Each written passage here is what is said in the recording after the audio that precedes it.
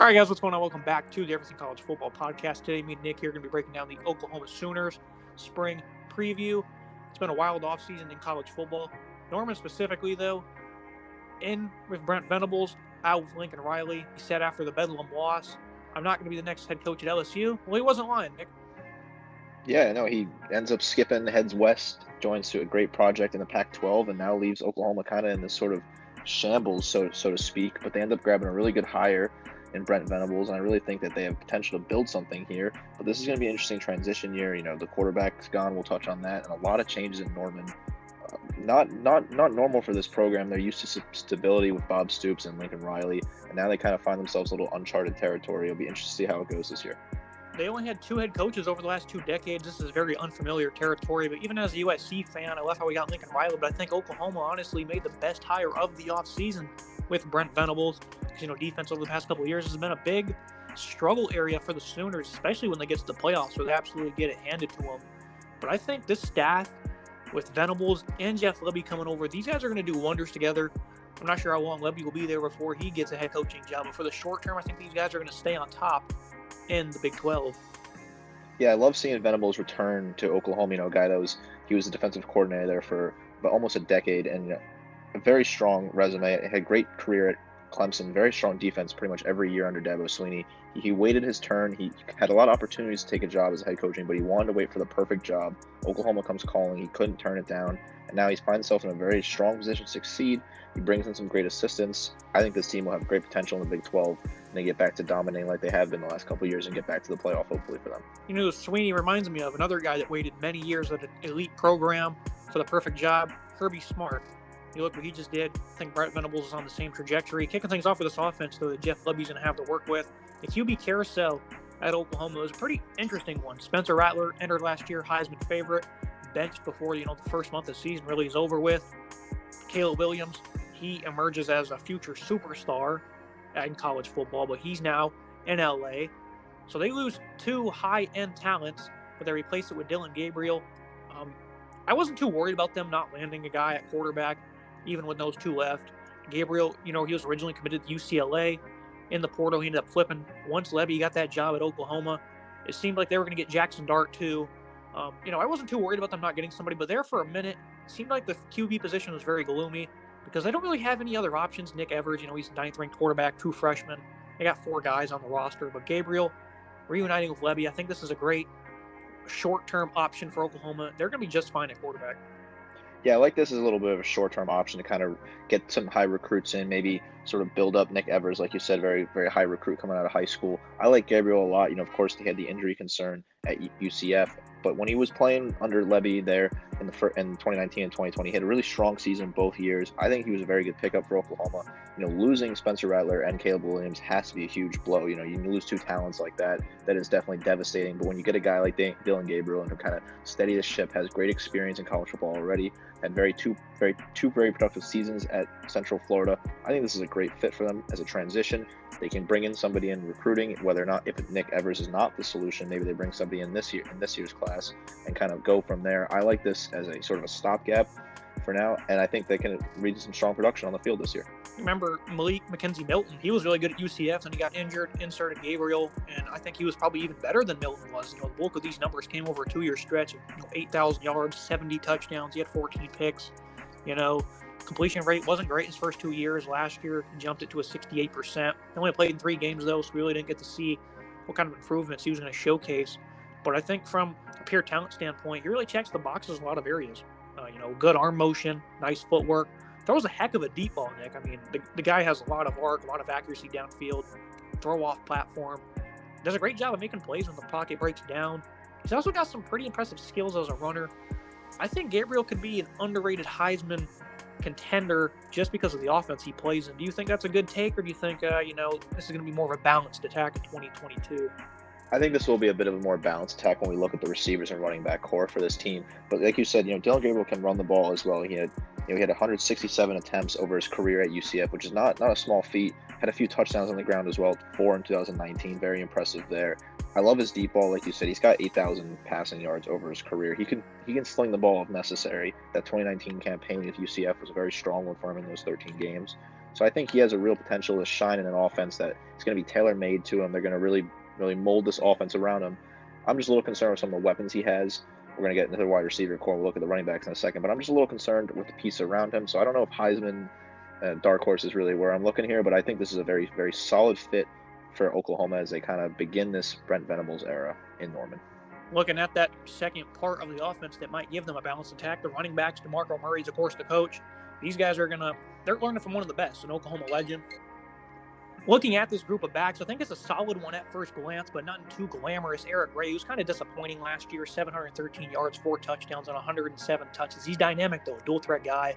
Didn't have nearly the season I thought he would, though, but the running game as a whole was disappointing. The offensive line was a big reason why. We'll get to them in a minute.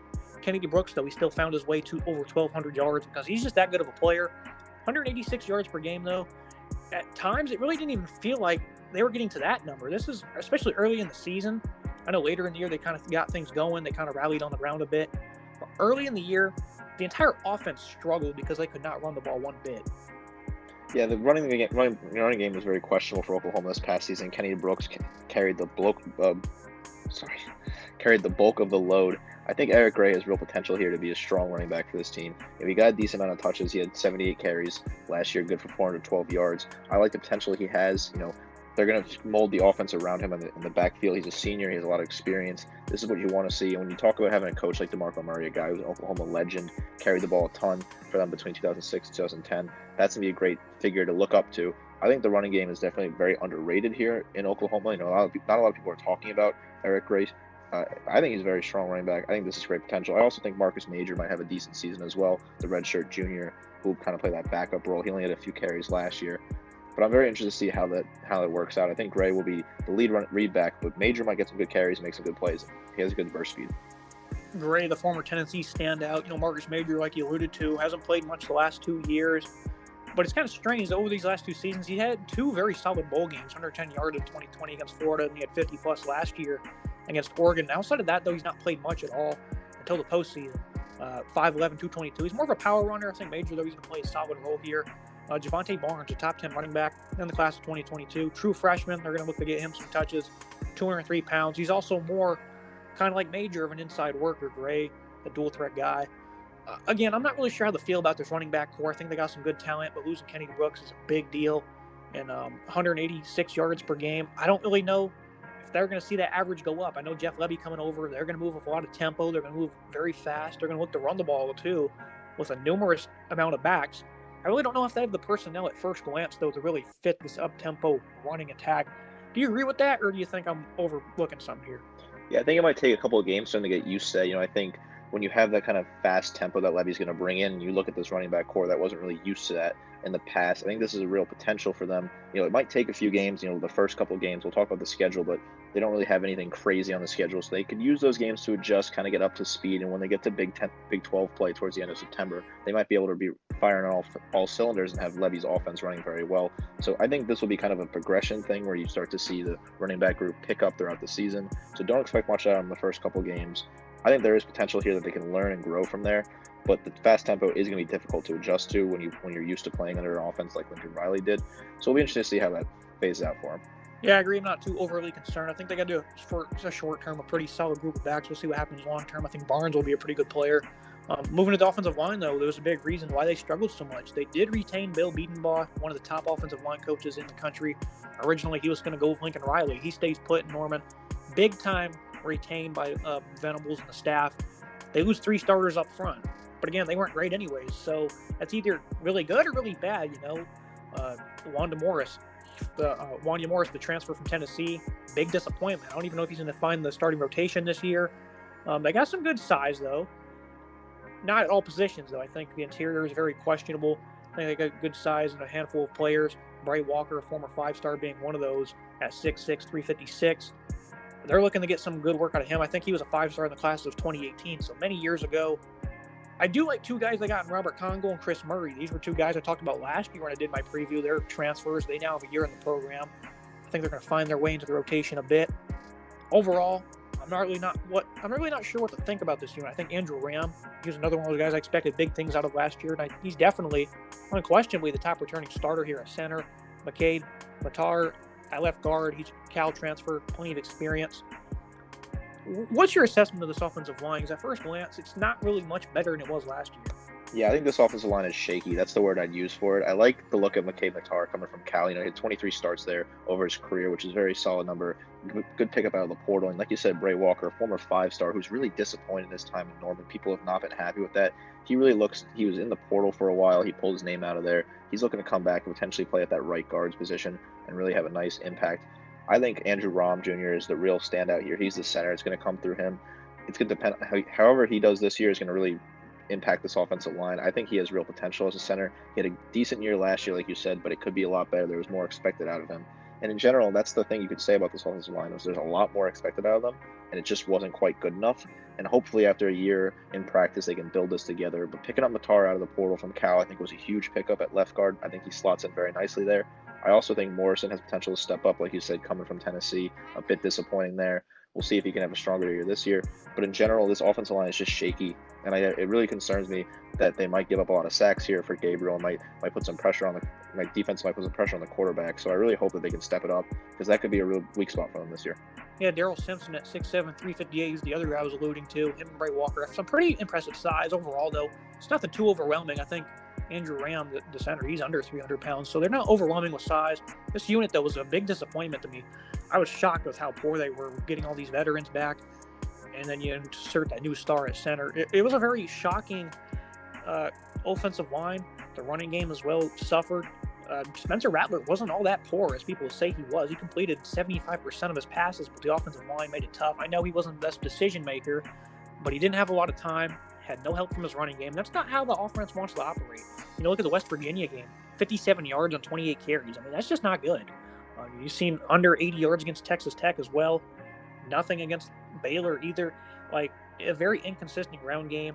The offensive line is a big reason why, because we just talked about the running backs maybe being a little bit of a questionable unit in Levy's offense and the style he wants to put out there on the field. But this offensive line, they're going to be a big factor in it too. So I'm a little concerned for it. But I think these guys, I think they're going to figure it out. I think with the coaching staff they have, I'm not sure if it's going to be an immediate fix, but I'm not overly concerned. They're still going to be able to be the top offense in the conference. But you look at the receiving group, another area that we're kind of iffy about. They were one of the best in the nation last year in terms of depth and talent. That's why I figured that Rattler, there's no way he wasn't going to win the Heisman. I know I didn't pick him to win the award, but it was very shocking, again, to see what happened at the quarterback position because they had everything. It lined up perfectly in all facets of the offense, and they all flat out disappointed. What is your assessment of this receiving group, knowing your thoughts on the other parts of this offense? Again, another spot that I'm concerned with this is offense. I don't really know where the catches are going to come from. You look at Marvin Mims. He's kind of the leading returner here. He has potential. But in general, this team could be really disappointing on the receiving side of the ball because I don't know where the production is going to come from. A lot of question marks there. I look at another guy like Drake Stoops, a senior. Is he going to step up? Is a guy like Theo Weiss going to step up? I definitely have a lot of concerns with this wide receiving core. They're undersized too. There's not really a lot of big physical players in this group, and I really get concerned here. Someone's gonna have to step up and make some big plays because otherwise Dylan Gabriel's gonna be throwing to nobody, and he could find himself some real trouble there.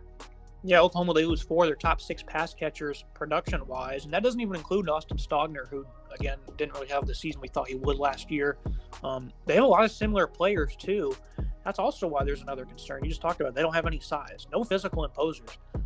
The biggest receiver is Farouk at 203 pounds, and Theo Weiss is 6'2". He's the tallest. He's also 200 pounds. He's probably the biggest out of all of them. This is not a very big receiving group.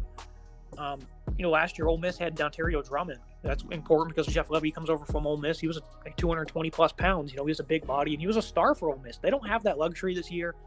Marvin Mims, like you said, past 2 seasons he's been their leader in receiving yards. 735 yards this past season on 32 grabs, 22 yards per catch. That's highly impressive. He's a phenomenal deep threat, great speed. There was some talks that he was going to potentially go to USC with Lincoln Riley. He stays put. Theo Weiss, he didn't play last year in 2021. He's a former highly rated recruit. He can make plays downfield. So I think they have plenty of guys that can stretch the field. Cody Jackson's another one. I expected last year Mario Williams to have a solid year, a solid role. When Weiss went down, his role kind of went up a bit. Cody's a very similar player to that. Vertical speed, a slot man. He can play out wide because he can track the ball down, but he's still only 5'11", 180. I don't know how this offense will do against teams that want to press and get aggressive out in the secondary. What are your final thoughts on this receiving group moving forward? Before we jump to the defense. Yeah, I think the one potential pairing that's really nice is Marvin Mims and Great Gabriel. Like you said, Mims can get that deep ball to 22 yards per catch at the average. So look for that connection early on in the season, something they can kind of work with.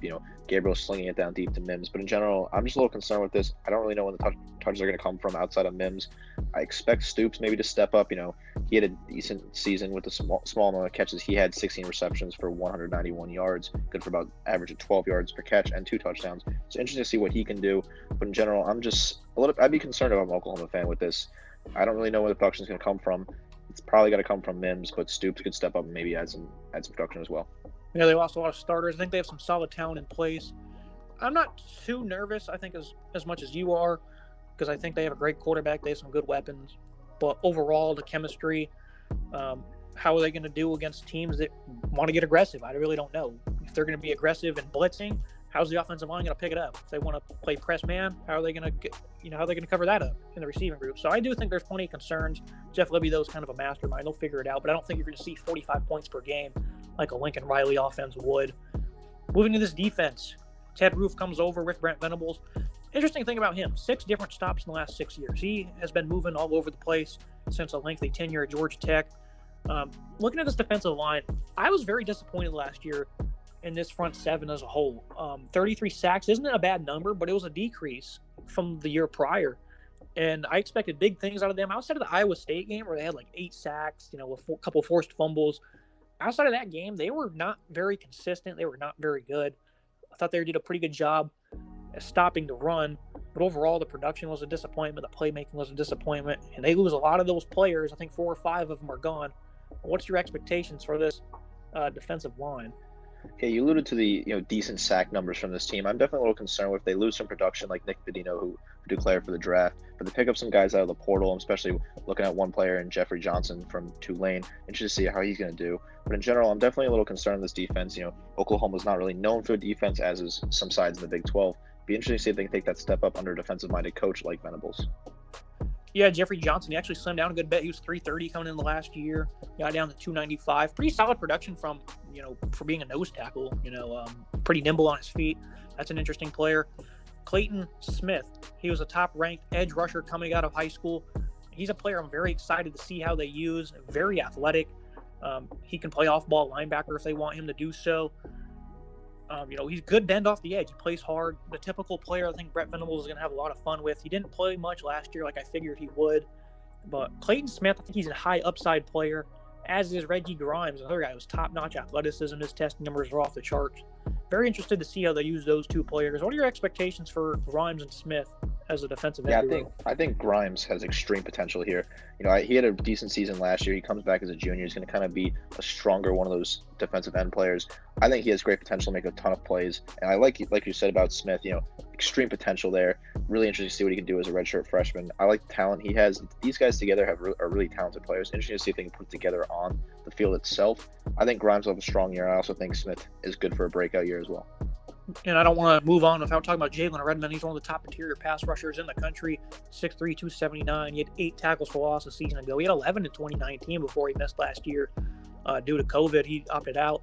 Redmond, though, he's a phenomenal ball player. I love what he is going to do with Venables because, part of his defensive philosophy is stopping the run. He's going to need strong tackles. That's why going out and getting Jeffrey Johnson was a big deal for them. That's an underrated pickup for them. I think on the interior pass rush, they're pretty solid. Might see Marcus Stripling get some snaps at defensive end, but I think Grimes and Smith right now, that's potentially going to be the duo they're going to go with. Looking at linebacker, and there's nothing really standing out about this group. I know they'll probably run a 4-3 or a 4-2-5, but Deshaun White, he was one of the leading tacklers last year. An average ball player. He's usually the guy who's going to be there to make the first hit and first tackle, but he's not off the charts in terms of playmaking. TD Roof, he comes over from Appalachian State. A lot of production when he was a Mountaineer. I like those 2 players they have. Outside of that, I'm really not sure how to feel about this linebacking group that's going to be leaned on heavily in Venables' defense. Yeah, I really like Roof coming over from Appalachian State. Had serious production there.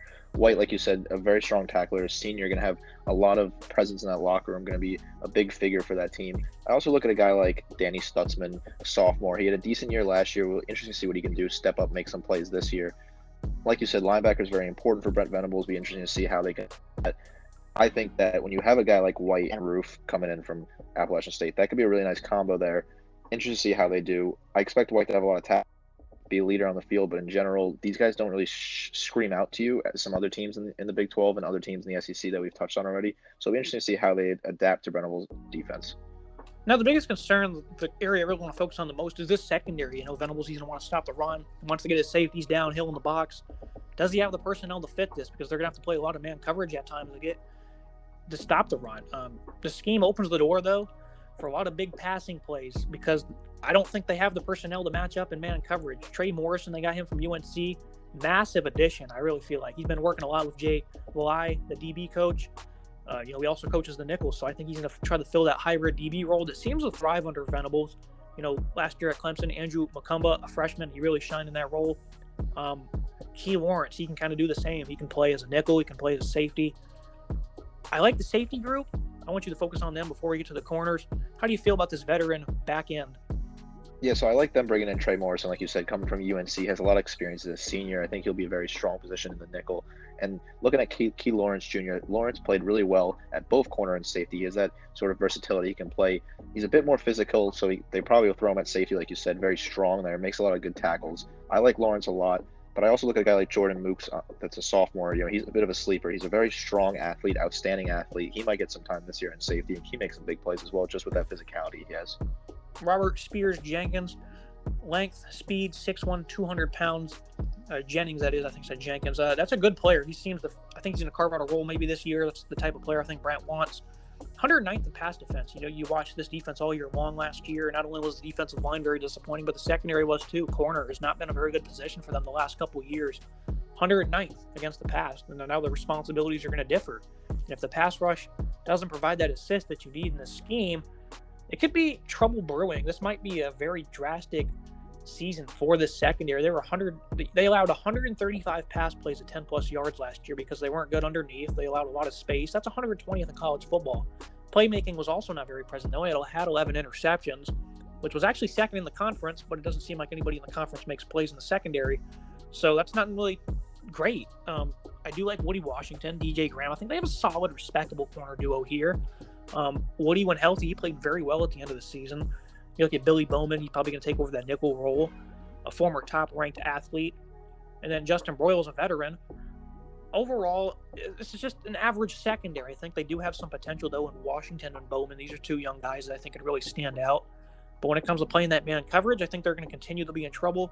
Trey Morrison's going to have to be elite this year for the secondary to have any turnaround. I'm seeing not progression, but I think we're going to see degression, even with Venables coming over. You know how much I love him. I think the secondary is going to take a step backwards this season. Yeah, I definitely agree that the secondary is poised to take a step back. One name that's a little interesting you didn't touch on is CJ Colden, the transfer from Wyoming. He's not going to get there on campus in time for spring practice, but he might get in there. He started 19 games at Wyoming for the Cowboys over 2 seasons. He could be a great position to play in the cornerback role, but I'm looking at this, and there's just no names that really shout out to me. Woody Washington, like you said, the redshirt junior. He's also played safety, though. He's another guy that's kind of flexible, can play all over the field. But it's interesting to see if he's going to be your number one guy. I don't know if that's a strong enough number one at corner. So it'll be interesting to see how they kind of develop throughout the season, and maybe they get Colden involved. He's a senior, like I said, he has great experience at Wyoming. But in general, this cornerback core is just not good enough for me, and it's interesting to see how they play this year. They're definitely gonna take a step back in my book. Yeah, Colden 10 pass breakups a season ago at Wyoming, along with 67 tackles. He was a playmaker, so he might find his way in there. But this is a complex scheme. Not being there for the spring, that's going to be big. I'm seeing he's a redshirt junior, though, so maybe he can be a guy that starts next year and makes a big impact. But it's crazy for us to say they're going to take a step back when they were 109th in pass defense. But just looking at this scheme and looking at how the pass rush is likely not going to provide the assist they need to thrive, I don't see how they can take a step forward. I love Venables. I think he's great. But right now, the personnel, it's not very good. It wasn't for Alex Grinch, who a lot of people still think is a great DC. And I think he is too, but they didn't recruit very well. Personnel has continued to be an issue, especially in the secondary, so certainly an uphill climb. Venables, though, long term, I'm not worried about him one bit. They're going to get this unit on track, and they're going to be, one of the top in the country here down the line. I just don't see it happening this year. Looking at the schedule, though, in 2022, Oklahoma has a pretty respectable schedule. They play the round robin in the Big 12, but kicking things off non-conference, UTEP, Kent State, at Nebraska. What are your thoughts on that first 3 non-conference games? Yeah, you look at that at Nebraska game, they're going to get up for it in Nebraska. It's going to be very loud in that stadium. It'll be interesting to see how that goes. Lincoln is going to be rocking. I think this is a great opportunity to test them early on. Nebraska, we don't really know what they're going to. I know you did the preview on them a few days ago. We don't really know what to expect out of them in general. They're a bit of a wild card team this year, so it's going to be interesting to see how that game goes. Brings back a bit of an old rivalry for those two teams. I really want to see how that's going to play out. And then you look at the rest of the schedule. It's your typical Big 12 schedule. They got to play Texas. They're going to have to play West Virginia. They're going to have to play some other strong teams in the Big 12. So it'll be interesting to see how it goes throughout the rest of the season. Yeah, Nebraska, I don't expect them to be overly great this year, but do not sleep on that game. The home crowd's always rowdy, 100,000 plus, packed in there screaming for the Cornhuskers. And Casey Thompson comes over from Texas. His best game last year came against the Sooners. Almost 400 yards, 5 touchdowns. He had his way with them for most of the afternoon in the Cotton Bowl. So I really think that's a game that Nebraska can win. We'll see what happens early on the season before we make any game predictions. But after that, they jump in the conference play. After the Huskers, they get Kansas State, TCU, Texas. The Red River rivalry is always one of my favorite games. I think this might be the year that Texas finally gets the edge. Regardless, I think we're in for a very great showdown. Yeah, I think this is going to be a strong year for Texas. They have the crowd's always very rowdy at the Cotton Bowl. It's always a very interesting matchup to see, kind of a midseason great rivalry. I think Texas is putting something together very strong under Steve Sarkisian. So this could be the year they upset Oklahoma and knock them off. They played really well last year, just fell short towards the end. Then I also look, they got to play Baylor in November. That's going to be a tough matchup. Baylor's proven to be a very strong program in the Big 12 recently. So interesting to see how that game goes as well. Yeah, I picked Baylor to beat Oklahoma last year, and their fans were not happy with that. And they shocked me of how good they were against Oklahoma. They only put up like 14 points. They had no production on offense in that game. I didn't think Baylor would shut them out that much. That just shows you the offense last year. They were not great, even with the guys they had. I think Caleb Williams even averaged less than 200 passing yards per game, but he was a heck of a playmaker, so he made up for that, of course. But at Iowa State, they're reloading in every facet, really. But they've really had the Sooners' number the last couple of seasons. Matt Campbell does not let the Sooners get away with anything. They also get at West Virginia and at Texas Tech, Joey McGuire and that new staff. They do host Oklahoma State November 19th in Bedlam. That'll be a big game. I think overall this is, a typical Oklahoma schedule, though. I do think they'll contend for the Big 12. I don't know if I want to label them the favorite, but they're certainly up there. What are your final thoughts on Oklahoma? We have seemed kind of iffy this entire podcast, but that's really just the census, I think, on this team in every single area, including the schedule. Yeah, I think this is just a shaky, kind of iffy team. To be interesting to see how they play. They are probably favorites still in the Big 12 for me, but just in general, when you get to the playoff and you start playing against the big teams from the SEC and the ACC and other conferences like that, it gets a lot more tricky, and it's be interesting to see. I think they'll win the Big 12 this year, but it's going to be tough for them. It's going to be shaky. They might drop a game or two throughout the year. I'm just concerned with this team across the board. There's question marks in too many places for me to be confident in them, to pick them as favorites to make a run in the playoffs. Interesting to see how it plays under Venables' first season. He's going to build something great there, I know. Just give him some time. He's going to get the recruits in. He's going to build the type of program he wants. But I don't know if it's going to be ready in year one for sure. Yeah, that's where the Venables effect comes in, though, is when you get to the playoffs and they just keep getting hammered. I think they allow over 40 points per game in the playoff games they've been in. They just have had no answer, really. That's where Venables is going to come in. He's going to really shore things up in terms of physicality, playmaking, positioning, all those categories. Oklahoma in 2023, they play Georgia. I'm not sure where that game is going to be played at. I think in Norman. I'm not quite sure, but they do play Georgia in 2023. That's going to be a great game to circle. Venables versus Kirby Smart. That'll be great. Let's not get ahead of ourselves, though. Oklahoma, though, should be an interesting season. Can't wait to see what happens. Nick, appreciate you joining me as always. Yeah, thank you so much. And just my last note is that the game in 2023 will be played in Georgia. Perfect. There you go, in Athens. So that should be phenomenal. A few years before Oklahoma enters the SEC. It's their first taste of blood. Make sure you guys like, comment, subscribe. See you next time. Take care.